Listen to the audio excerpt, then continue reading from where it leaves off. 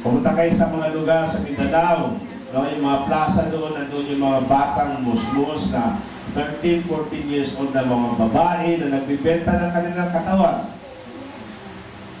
Hindi ba malaking obligasyon natin bilang Kristiyano na gawa natin ng konting paraan, no? Na at least maiahon natin itong mga batang musmus na ito. Dahil dati rin tayo batang musmus, maswerte lang tayo dahil ang pagkakataon natin ay the opportunity na dumating sa buhay natin ay medyo, we are more fortunate than these people. Pero habang lumalaki ang agwat ng mahirap at mayaman, lumalaki rin ang tsansa na dadami ang batang musmus. I've always believed and firmly believed yung sinasabi at naniniwala ako na sinasabi ng ating Dr. Jose Rizal, no? Na ang kabataan ang siyang pag-asa ng bayan. So maasahan ko ba yung youth sector ng Balasing, no? Na makisa sa aming crusade, no? Sa aming movement. Madaling tandaan no? ABM, ang batang musmus. Nagkataon lang, yan din yung initial ko, Anacleto Villesa Villendes. No? Next week, makikipag-ugnayan ang ABM movement kay Isko Moreno. Kilala niyo si Isko Moreno, di ba? Isang sikat na artista. Vice Mayor of Manila. No? And of course, makikipag-ugnayan din ako kay Manny Pacquiao, isang dating batang musmus din. No? Lahat ng mga naging successful na batang musmus should be part of this movement. Dahil ang kalaban natin dito, higante rin. Ang kalaban natin dito, pamahalaan number 1, maybe, dahil kulang ang kanilang servisyo na binibigay. Ang tinatawag natin narco-politics. No, narco-politics, ibig sabihin yung mayaman dahil sa business ng droga. Diba? Mabigat ang kalaban ng ABM movement. Napakabigat. Ang society general, maybe, no, ang ating society, ang ating lipunan na para bang nakafocus lang tayo doon sa kasaganaan ng mga may kaya. Yung mga batang, katulad siguro ninyo, masiswerte. Diba? Na ang yung mga magulang ay masiswerte din. Pero pag pinag-aralan natin yung mga kalagayan, itong mga batang musmus na wala silang ganun klaseng oportunidad na makapag-aral, no, ng nursing, Christian, napakaswerte mo. No? At ewan ko, kung pumapasok sa isip ko, no, yung nadaramdaman ko na sinasabi ko, nagdurugo ang aking puso, ang aking magandang puso sa araw-araw, pag nalaman ko ng isang bata ay na-rape, nasunog, namatay dahil sa walang gamot. Nalagyan natin ng konting seriousness and a sense of responsibility na ang kapwa natin, no, lalo yung mga bata, ay ating ding obligasyon. No, hindi lang tayo dapat mabuhay sa ating sariling pamilya. Let us go out of our way. No? Yan ang palagi in-emphasize sa mga anak ko na you are very lucky that you stay in the USA. Pero sa Pilipinas, mas maraming hindi masaswerte. Katulad ng nararanasan ninyo. So once again, Christian, this is a challenge. This is my gift to you. Imbis na ako bigyan kita ng pera, bigyan kita ng alkansiyang kawayan. Sana pagkapuno to, ikaw na yung bahalang gumawa pa na iba pang alkansiya.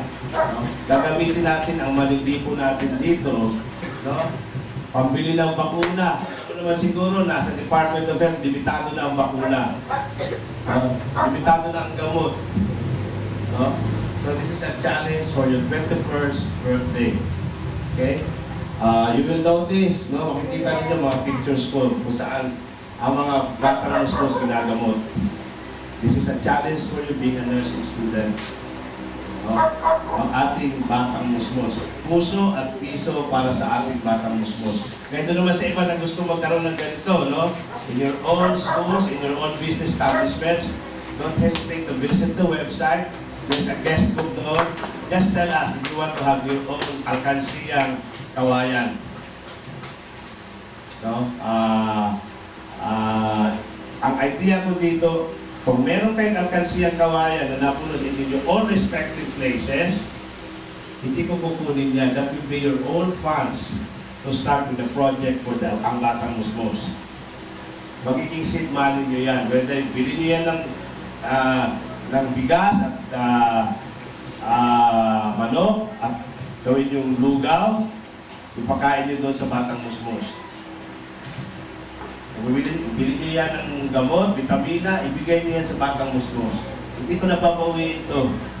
No? Sa inyo na to. This is just a start, a symbolic start of a good project. So ngayon naman, sa atin naman ni Mark, no? If she can support us, I know she has an expertise on early childhood education, no?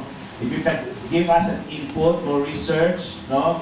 If you can participate in our counseling sessions, mga batang musmos sa Mindanao na biktima ng gera, no? Napakabigat, no? On a daily basis, yung trauma na nararamdaman ng batang musmos sa Mindanao. Alam naman natin na every now and then, merong gulo na nangyayari sa Mindanao. Biktima ang batang musmos doon. So this is a challenge, no? You will just share your time, maybe your talent, of course. But most especially, kung meron kayong konting treasure to the puso at piso sa ating batang musmos. No? As I've said, hindi ko kukunin ang kakasyan ko. Bahala kayo kung paano ninyo pupuluin at paano nyo bibiyakin yung kawayan at kung paano nyo gagamitin yung pera ko. So what I only wish na mapupuno ka agad dahil on an hourly basis, napakaraming bata ang nagkakasakit, napakaraming bata ang namamatay dahil sa kakulangan ng gamot. Maybe hindi kayo makarelate. O palagay ko, may basta hindi makarelate sa katotohanan na ganito ang nangyayari sa Pilipinas. Malamang, ang experience ninyo ay ibang-iba doon sa mga batang nasa kalye na nagpupunas ng sasakyan, nagpapalimos. These are the street children na walang mabisang programa. Kung ako tatanungin ng ating Pangulong Gloria Macapagal-Arroyo in 2 days, kung gaano kalalim ang kabigat ng problema, napakalalim. Ano ang solusyon na ginagawa natin? Kakapiranggot. Kakapiranggot. We need a holistic approach, no? Hindi lang one approach. Holistic yung kabuuan. No? Alam siguro yung mga ko niya sinasabing holistic approach. Daanin natin sa problema ng physical. Of course, kung mga malnourished sila, we have to support them by providing them with proper nutrition. Ang problema naman nila, upo, lagnat, tuberculosis, gamot ang solusyon dyan. Prevention din, malaking bagay. Ibalik natin yung basic immunization na binibigay 20 years ago, no? Kompleto, hindi yung kulang. So in other words, meron magagawa. Ang problema ng ibang priorities ng ating mga leaders. No? Ang priority nila ay magnakaw. Sabihin natin, no? Magnakaw, nakabalang bayan at ibubulsa. Kawawa yung mga batang musmus. No?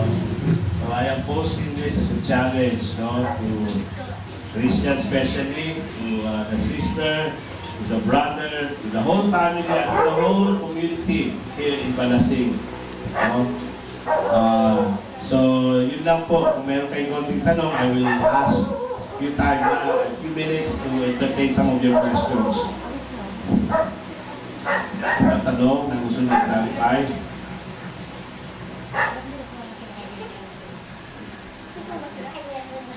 So, maraming salamat for giving me this opportunity. Medyo nagmamadali lang din ako dahil napaka-busy. No? Actually, 3 beses na ako nakatulog ngayong umaga habang nagda-drive.